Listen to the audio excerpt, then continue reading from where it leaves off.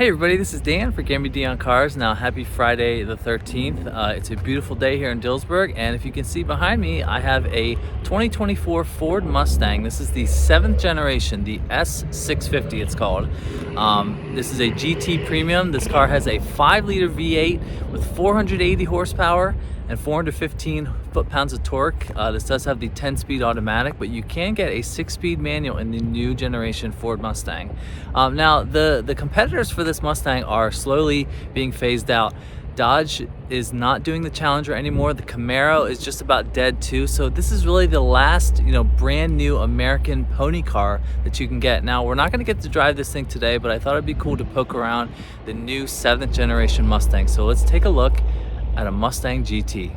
All right, so let's talk about the new styling of the 7th generation Mustang. Now, this color is rapid red. This was the color that I almost got my Bronco in, except I went for the Area 51 at the last second. But this color is absolutely beautiful. Now, the Mustang, the design of this car is definitely more sort of evolutionary than revolutionary, but I really like the things that they're doing. Now, the LEDs have sort of like this tri-bar at the front you can see right there, and if you lock it, the turn signal is right there. So if I just lock it, so that's the turn signal there, and it does a little dance there for some of the cars. But you got a nice little, there, it keeps going. Yeah, there's the LEDs there. I mean, gone is the sort of little stashes that they used to have for the LEDs, but overall, it looks like a Mustang. It has the same shape as a Mustang. Now, this car does have the optional Brembo brakes finished in the red calipers right there, and I want to say that the red sort of, I'm not gonna say it clashes with the darker red, but you do have huge Brembo brakes, nice 19-inch wheels, Continental tires right there. But going around to the side, you still have the iconic 5.0 badge right there.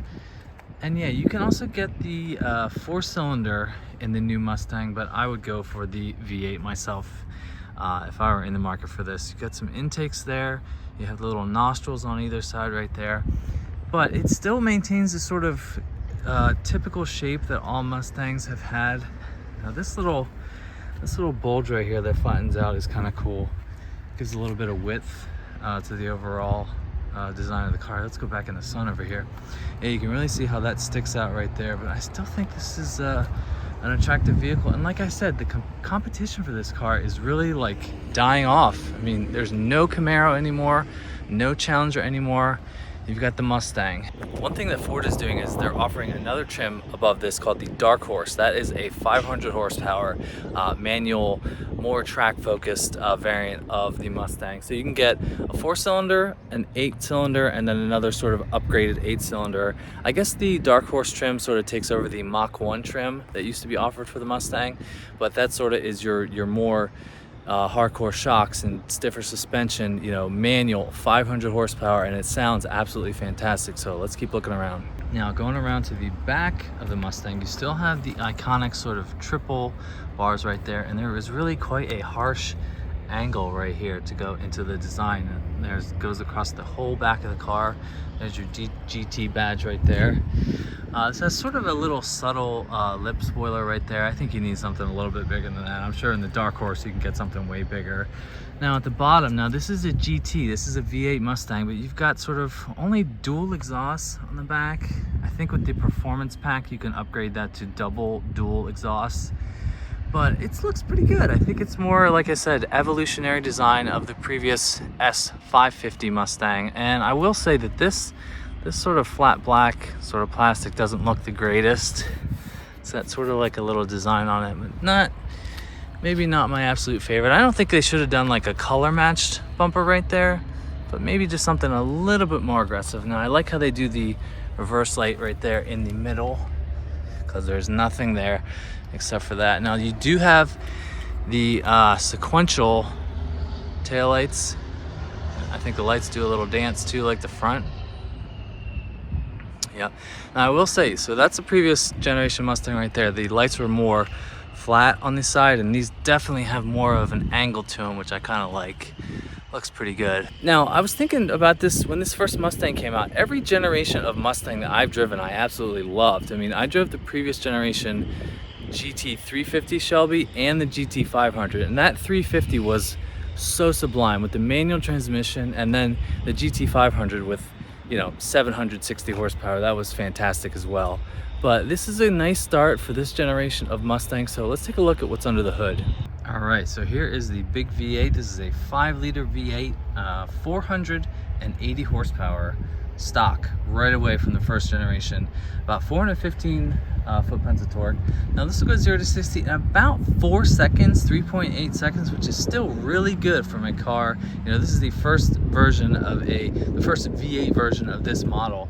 There's your heat extractors right there. This is actually functional. I can put my whole finger through there. Nice to have the, you know, hood struts as opposed to the little prop rods that my Bronco has, which I wasn't the biggest fan of that. But anyway, completely different car. But this is an American institution. I think the Ford Mustang is definitely on the Mount Rushmore of American cars. You know, this car's been around since, you know, 1964 and a half, and we are in the 7th generation. There's your nice little intakes right there. But yeah, you can see the individual intakes there of the V8. So this is a pretty good performance coming out of this car. Now, as I talk about pretty good performance, this car is on sale at Bob Ruth Ford for about $53,500, which I think is still a pretty decent performance value. I think if you're in the market for a car like this, you know, maybe you look at a Supra from Toyota, which is, you know, down on horsepower a little bit.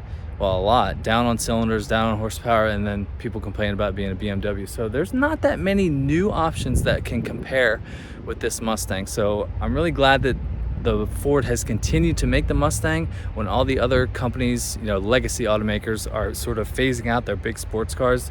It's good that, you know, Ford is going back to their roots. The Bronco is out now. They're continuing with the Mustang. So I'm a big fan of, you know, Ford keeping with the times while also evolving with the electric cars and the hybrids like that. So let's take a look at the interior. All right, let's check out the interior of the Mustang. And we do have the black interior. You got a nice little Mustang kick plate right there.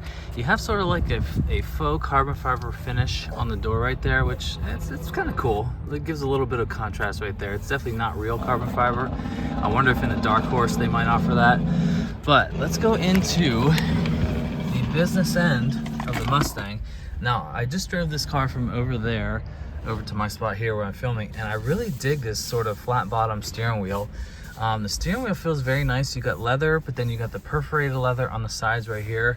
Obviously you have a bunch of buttons, and these are sort of, I like the way this is kind of integrated in right there. It's kind of similar to my Bronco.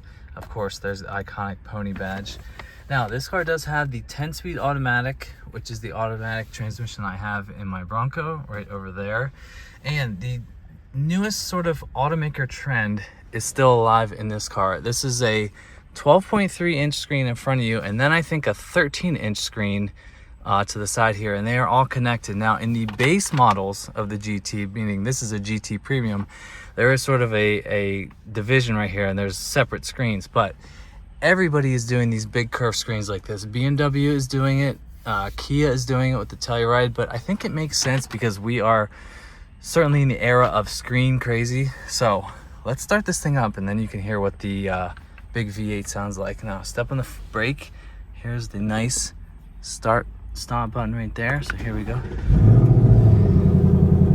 There's your startup graphics. Okay, let's just hear this real quick. Oh yeah. Yes.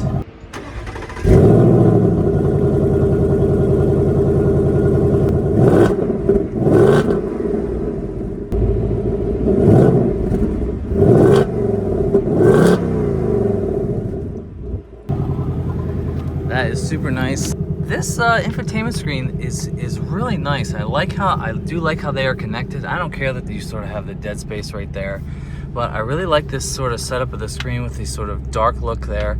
Now, one thing that I am not the biggest fan of is that all the HVAC controls are in the screen now. So you have to go through everything. You know, if you want to change your fan, you sort of have to go up like that. And then if you want to change where the stuff goes, and I mean, it's really only a couple touches away. So if I want the air to come out right there, that's kind of cool. That is kind of simple, like my Bronco. But I mean, that's the complaint, is that everybody doesn't like having everything right in front of you.